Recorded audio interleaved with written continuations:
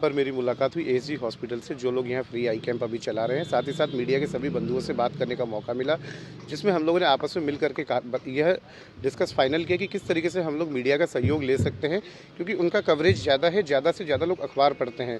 तो हम लोग मीडिया के माध्यम से सभी आम जनता से, सभी लोगों से यही अपील करना चाहेंगे कि सड़क पर निकलने से पहले यातायात के सभी नियमों का पालन करें, जिससे दुर्घटना में कमी आ सके। तो किस तरह का मतलब और कुछ नया ट्रैफिक इसमें रोड एक्सीडेंट को लेकर के बचने के लिए और क्या क्या नया कुछ नियम वही है, लेकिन हम उनको लागू करवाने के तरीके बदलते जा रहे हैं। जैसे कि हम लोग पेपरलेस से integrated command and control centre पर पूरी तरह आ गए हैं। अब हम लोग कुछ नए स्थानों पर ANPR कैमरा, ट्रैफिक सिग्नल लगाने की तैयारी कर रहे हैं। साथ ही साथ ऑटो में जो ड्राइवर अपने बगल में सवारी बिठा रहे हैं, उन पर भी हम लोग अब कार्रवाई करने की तैयारी कर रहे हैं। स्कूल में भी देखा जा रहा था प्राय कि ज़्यादा बच्चे को बैठा करके ऑटो में लोग सफ़र कर रहे हैं। जी, इसके लिए हम लोगों ने स्कूल प्रशासन से भी बात की है एवं साथ ही साथ मैं चाहूँगा कि आप सभी लोग पेरेंट्स से भी इस बारे में बात करें, उन लोगों को भी जागरूक करें कि ऑटो में जितनी निर्धारित सीमा है उसी निर्धारित सीमा के अंदर बच्चों को बैठाएं। ज़्यादा सेफ होता है स्कूल बस से ट्रैवल करना। यह देखने में आता है कि ऑटो में कई बार पीछे बैठ करके भी स्कूल बच्चे यात्रा कर रहे हैं। इस पर हम लोग अब शमन की कार्रवाई करने लगे हैं। प्राय देखा जा रहा है सर, हाई स्पीड यूज़ जो है, हाई स्पीड यूज़ कर रहा है, उसके लिए क्या कर रहा है? उसके लिए हम लोगों के पास 5 स्थानों पर स्पीड वायलेशन कैमरा है एवं 4 इंटरसेप्टर वाहन है। कल का भी यदि मैं आंकड़ा आप लोगों से केवल इंटरसेप्टर वाहन का साझा करना चाहूँ, तो हमारे इंटरसेप्टर वाहन के माध्यम से हमने 2,40,000 रुपये की शमन कार्रवाई की है। मोटरसाइकिल चालक के चलते ही दुर्घटना में बढ़ोतरी हो रही है। जो भी हैं 30 साल 35 साल उससे कम उम्र के, तो आपके माध्यम से हम लोग चाहेंगे कि जो भी ज़्यादातर एक्सीडेंट ट्रक से होता है, जैसे न्यू बाईपास है, चाहे 4 लेन जगह पर है, वो ट्रक है कहीं रुका हुआ है, ट्रक का हाइट अधिक है, वो नीचे से मोटरसाइकिल क्रॉस करते हैं तेज़ गति में और गाड़ी के नीचे दब जाते हैं। तो आप लोगों के माध्यम से कि मैसेज जाना चाहिए, प्रतिदिन कुछ न कुछ अंश हो कि मोटरसाइकिल चालक अपनी गति का ध्यान रखें। जो भी है, जेब्रा क्रॉसिंग है, जेब्रा क्रॉसिंग पर पार करें। हमेशा सिग्नल का प्रयोग करें। आजकल सिग्नल चल रहा है तो सिग्नल के माध्यम से परिचालन भी हो रहा है, लेकिन कुछ कुछ ऐसे वाहन होते हैं जो दूसरे साइड का सिग्नल हुआ उसके बाद फिर कहीं से बीच से गाड़ी कोई निकालते हैं, तो फिर एक्सीडेंट की संभावना अधिक बढ़ जाती है। रोड नहीं क्रॉस करें, सर द्वारा बताया कि मोबाइल का प्रयोग नहीं करें। कहीं भी गाड़ी खड़ी करते हैं तो सबसे बाएं करें और बाएं गेट पहले पीछे देखते हुए खोलें। ऐसी बहुत सारी घटनाएं होती है कि गेट खोलते हैं, कोई पीछे से गाड़ी आ रही है और दुर्घटना हो जाती है। तो इसमें आपके भी माध्यम से हम लोगों को जागरूक करने की आवश्यकता है। सभी प्रेस, न्यूज़ यही माध्यम है, दूसरा कुछ भी माध्यम नहीं है।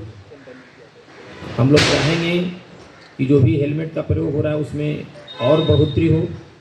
शहरी क्षेत्र में ज़्यादा है, ग्रामीण क्षेत्र में इसका लोग उपयोग नहीं कर रहे हैं। ज़्यादातर लोग शहर में देख रहे हैं कि पुलिस से बचने का नहीं है।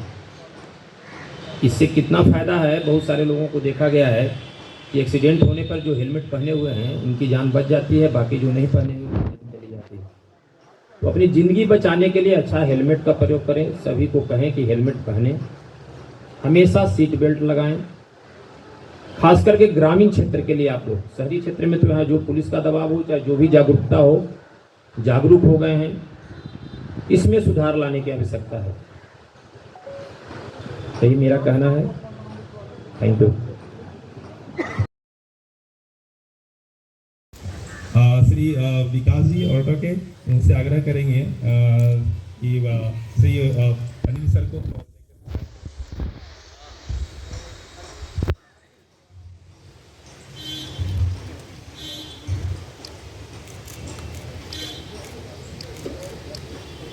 जो मर्डर होता है उसका 3 गुना है, लेकिन मर्डर में हम लोग बहुत स्पेसिफिक हो जाते हैं। सड़क जागरूकता उतना प्रमुखता से हम लोग नहीं लेते हैं।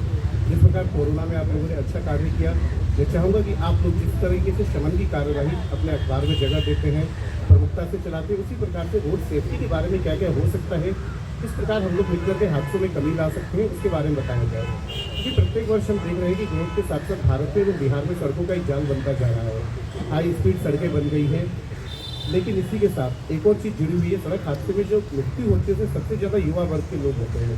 कई लोग अपने परिवार के इकलौते कमाने वाले सदस्य भी होते हैं, जिससे उनकी सोशल कोस्ट पूरा एक परिवार उन लोगों से जुड़ा हुआ होता है। तो हम लोग बेसिकली जो भी सड़क सुरक्षा के नियम है या जो उल्लंघन है उनके बारे में प्रमुखता से लोगों को जागरूक करना चाहिए। जैसे कि जब भी दोपहिया वाहन पर निकले, दोपहिया वाहन पर हेलमेट पहनकर निकले। दोपहिया वाहन वही लोगों के लिए है, उस पर 2 से अधिक सवारी न बिठाए। यदि कार में है, सीट बेल्ट का हमेशा प्रयोग करें। गाड़ी चलाते वक्त कभी भी फ़ोन पर बात न करें, इससे आपका ध्यान डाइवर्ट हो सकता है। हेलमेट देखने में आ रहा है कि पटना में बहुत अच्छा इसका कंप्लाइंस हो रहा है। हम लोगों ने ICCC के माध्यम से देखा, लगभग 98% से अधिक लोग आगे एवं पीछे बैठने वाली सवारियों हेलमेट का पालन कर रहे हैं। गिरा के रखे सूरज भैया। परंतु एक चीज़ मैंने नोटिस किया है, कई लोग अभी भी चेन स्ट्रिप नहीं लगाते हैं। इसी के साथ साथ ISI मार्क का हेलमेट इस्तेमाल नहीं करते हैं। यह आपको हमारे चालान से तो बचा सकता है, परंतु यदि कोई दुर्घटना होती है तो मैं आप लोगों के माध्यम से सभी से यही आग्रह करना चाहूँगा कि ISI मार्क वाले हेलमेट का ही प्रयोग करें। इसके अलावा सड़क सुरक्षा के लिए हमें रेड सिग्नल का हमेशा पालन करना चाहिए। जब गाड़ी रेड लाइट हो, हमें अपनी गाड़ी रोकनी चाहिए ताकि पैदल चलने वाले यात्री निकल सकें। क्योंकि हादसों में जो प्रमुखता देखा गया है, आंकड़ों में वो पाया गया कि सबसे ज़्यादा हादसे या तो पैदल चलने वाले लोगों के साथ होते हैं या दोपहिया वाहन पर होते हैं। यदि हम इनमें कमी ला सकें तो जो मैंने आपको एक 8800 का फिगर बताया था वो काफ़ी कम हो सकता है। जैसे कि सड़क के बारे में यदि हम लोग बात करें, सबसे ज़रूरी है सुरक्षित सड़क। सड़क पर हम लोग देखते हैं कि जहाँ भी डेंजर जोन होता है, डार्क जोन होता है, वहाँ हम लोग का ये काम है कि हम लोग प्रशासन को, पुलिस को इसके बारे में अवगत कराएं, ताकि डार्क जोन या जहाँ हादसे होने के संभावित जगह है उन जगह को प्रशासन की नज़र में ला सके एवं उससे बचाव के उपाय किए जा सके। दूसरा है सुरक्षित वाहन। जब भी हम गाड़ी सड़क पर निकालते हैं, इससे पहले हमें गाड़ी के सारे सेफ्टी फीचर्स चेक कर लेने चाहिए। जिसका ब्रेक काम कर रहा है या नहीं, गाड़ी के टायर अपनी लाइफ से अधिक हो गए हैं या नहीं, एवं गाड़ी में किसी भी प्रकार का कंपनी के द्वारा जो कार्य किया गया उसके अलावा कोई भी मॉडिफिकेशन नहीं कराना चाहिए। जैसा कि देखने में आता है, लोग अपना कई बार साइलेंसर निकाल देते हैं, साइलेंसर मॉडिफाई करा देते हैं। ये ध्वनि प्रदूषण के साथ साथ वायु प्रदूषण भी कर रहा है। तीसरा है सुरक्षित चालक। जब चालक की उम्र 18 वर्ष से अधिक हो, उसके पास प्रॉपर ड्राइविंग लाइसेंस हो, उसके बाद ही उन लोगों को वाहन देना चाहिए। इसमें पेरेंट्स की सबसे बड़ी जिम्मेदारी बन जाती है कि मैं आप लोगों के माध्यम से उनसे कहना चाहूँगा कि यदि वो बच्चों को बाइक दिलवा रहे हैं तो उससे पहले उनका लाइसेंस बनवाना, सुरक्षित गाड़ी चलवाना इंश्योर करें। क्योंकि हादसे में जो सबसे ज़्यादा दुर्घटना होती है, मृत्यु का कारण बनता है, वह है आमने सामने की टक्कर। जब 2 वाहन बिल्कुल हेड ऑन कॉलिजन होता है, उसमें सबसे ज़्यादा चांसेस बनते हैं। और इसका एक संभावित कारण है रॉन्ग साइड में गाड़ी चलाना। हम लोग देखते हैं कि कई जगहों पर जहाँ डिवाइडर बने हुए हैं, उसके बाद भी लोग जल्दबाजी के चक्कर में रॉन्ग साइड में गाड़ी चलाते हैं। इससे हादसे होने की संभावना अधिक हो जाती है। यदि हम पटना की बात करें, पटना में ट्रैफिक पुलिस पूरी तरह से पेपरलेस हो गई है। हम लोग का जो भी चालान हो रहा है हैंडहेल्ड डिवाइस के माध्यम से या फिर integrated command and control centre के माध्यम से हो रहा है। इससे ट्रैफिक पुलिस में पारदर्शिता आई है। पिछले कुछ महीनों से हम लोग अपने सभी ट्रैफिक सिपाही, ASI एवं सब इंस्पेक्टर की ट्रेनिंग ITDR औरंगाबाद में करा रहे हैं। इससे हमारे सिपाही लोग अब बेहतर तरीके से प्रशिक्षित होकर के कार्य कर रहे हैं। इसके अलावा पटना में आप लोग जानते ही एक integrated command and control centre कार्यरत है, जिसके माध्यम से 29 जगहों पर ANPR कैमरा लगाए गए हैं। यदि कोई यातायात नियम का उल्लंघन होता है तो हम लोग उस पर शमन की कार्यवाही करते हैं। इसी के साथ साथ integrated command and control centre के माध्यम से 21 जगहों पर ट्रैफिक सिग्नल लगाए गए हैं, जो कि कार्य कर रहे हैं। ये ATCC बेस है। स्पीड चेक करने के लिए हम लोगों ने 5 जगहों पर स्पीड वायलेशन डिटेक्शन कैमरा लगाया है। इसके अलावा हम लोग के पास 4 इंटरसेप्टर वाहन है, जिसके माध्यम से हम लोग निर्धारित गति से यदि कोई वाहन चला रहा है उस पर कार्य कर रहे हैं। इसी के साथ साथ integrated command and control centre से विभिन्न तरीके के जो भी फाइन हो सकते हैं, हेलमेट नहीं पहनने का, सीट बेल्ट नहीं लगाने का, स्पीड से अधिक गाड़ी चलाने का, सिग्नल का पालन नहीं करना, मोबाइल से बात करना, यह सब हम लोग प्रमुखता से कर रहे हैं। आगे आने वाले समय में हम लोग यदि कोई नो पार्किंग में गाड़ी लगाएगा अनऑथोराइज तरीके से, तो उस पर भी कार्यवाही integrated command and control centre के माध्यम से ही करेंगे। यहाँ मैं आप मीडिया लोगों के साथ बैठा हुआ हूँ, तो मैं आप लोगों को एक जानकारी और देना चाहूँगा कि यह जो ऑटो है जिनमें हम लोग देख रहे हैं कि बच्चों को स्कूल ले जाने या छोड़ने के काम आते हैं, मैं यहाँ आपके माध्यम से सभी पेरेंट्स से अपील करना चाहूँगा कि ऑटो के निर्धारित कैपेसिटी से ज़्यादा बच्चे उस पर न बैठने दें। क्योंकि देखने में आता है कि कई बार पीछे भी बच्चे बैठे हुए हैं या ड्राइवर की सीट के बगल में बैठे हुए हैं।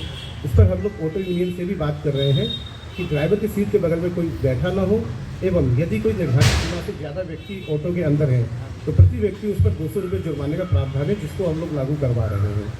तो मैं चाहता हूँ कि बेहतर आने वाले समय में आप लोगों के सहयोग से हम लोग और अच्छा काम कर सकें, अधिक से अधिक लोगों को जागरूक कर सकें। एवं जो मैंने आंकड़ा आप लोगों को बताया कि हम लोग प्रतिवर्ष 1.5 लाख लोग भारत में एवं 8800-8900 लोग बिहार में अपनी जान गंवा रहे हैं, इसमें कमी आए, हम सबको यही संकल्प लेना चाहिए। धन्यवाद।